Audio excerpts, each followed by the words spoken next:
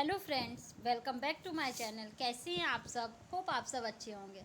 जैसा कि आप सबको पता है, हमारी फाइनेंशियल मैनेजमेंट की सीरीज़ चल रही है, जिसमें आज हम अपना नेक्स्ट टॉपिक पढ़ने वाले हैं, जो कि है ऑप्टिमम कैपिटल स्ट्रक्चर। ठीक है, कैपिटल स्ट्रक्चर के बारे में हम लोग पढ़ लिए। अब हम पढ़ेंगे ऑप्टिमम कैपिटल स्ट्रक्चर क्या होता है।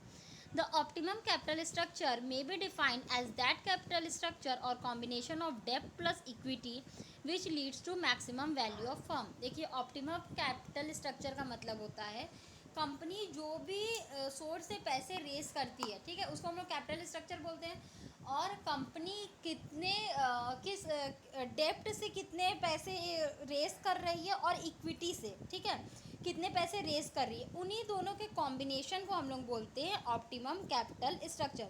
मतलब डिबेंचर इशू करके, डेप्ट इशू करके, लोन के थ्रू वो कितने पैसे इशू कर रही है, और equity share, preference share issue करके वो कितने पैसे रेस कर रही है, उन्हीं दोनों के कॉम्बिनेशन को बोलते हैं ऑप्टिमम कैपिटल स्ट्रक्चर।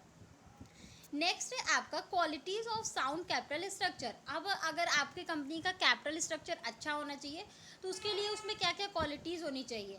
तो वो सिंपल होना चाहिए, ठीक है, मतलब आसानी से लोगों को समझ में आए। फ्लेक्सिबल होना चाहिए, समय के अकॉर्डिंग वो चेंज हो जाए। मिनिमम कॉस्ट ऑफ कैपिटल, मतलब ऐसा कैपिटल स्ट्रक्चर होना चाहिए जिसमें जो कॉस्ट ऑफ कैपिटल हो, फंड रेज करने का जो भी कॉस्ट है वो कम से कम आए। लिक्विडिटी मेंटेन होनी चाहिए कंपनी के पास। रिस्क जो हो वो कम से कम हो। जितने भी लीगल रिक्वायरमेंट हो उनको फुलफिल करके कंपनी कैपिटल रेज करे। मैक्सिमम रिटर्न, कंपनी को रिटर्न ज़्यादा मिले, कंपनी का उस पर कंट्रोल हो, सॉल्वेंसी हो और कंजर्वेटिज्म हो। नेक्स्ट है फैक्टर्स अफेक्टिंग कैपिटल स्ट्रक्चर। अब ऐसे कौन कौन से फैक्टर्स हैं जो कि कैपिटल स्ट्रक्चर को इफेक्ट करते हैं। Size of the business. अब बिजनेस का साइज कैसा है, बहुत बड़ा बिजनेस है, छोटा सा बिजनेस है, तो उसके अकॉर्डिंग कैपिटल स्ट्रक्चर अलग अलग होता है। Form of business organisation. अब बिजनेस किस तरीके का है, कौन सी चीज़ों के साथ बिजनेस डील कर रहा है, तो उसके अकॉर्डिंग भी कैपिटल स्ट्रक्चर अलग अलग होता है। स्टेबिलिटी ऑफ अर्निंग, जो कंपनी का अर्निंग है वो कैसा है, स्टेबल है कि नहीं।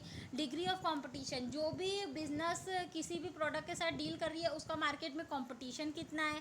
क्रेडिट स्टैंडिंग कंपनी की कितनी है। स्टेज ऑफ लाइफ साइकिल कितना है। State regulation. Attitude of management, ठीक है, मैनेजमेंट का एटीट्यूड उसके प्रति क्या है। ट्रेडिंग ऑन इक्विटी क्या है। इंटरेस्ट कवरेज रेशियो क्या है, मतलब कंपनी कितना इंटरेस्ट दे रही है, कंपनी को कितना इंटरेस्ट मिल रहा है, वो सारी चीज़ें। Proper mix of different sources, जो अलग अलग सोर्सेज है फंड रेज करने के लिए, उनका प्रॉपर मिक्सअप है कि नहीं। तो बेसिकली ये हमारे फैक्टर है जो कि अफेक्ट करते हैं कैपिटल स्ट्रक्चर को। होप आपको ये टॉपिक समझ में आया होगा। फिर भी किसी को कहीं कोई भी प्रॉब्लम हो तो आप मुझे कमेंट सेक्शन में कमेंट करके पूछ सकते हैं। Thank you so much. Please like, subscribe and share my channel. किसी को इस सब्जेक्ट या किसी भी सब्जेक्ट के नोट्स परचेज करने हो तो वो मेरा डिस्क्रिप्शन बॉक्स चेक कर सकता है। Thank you.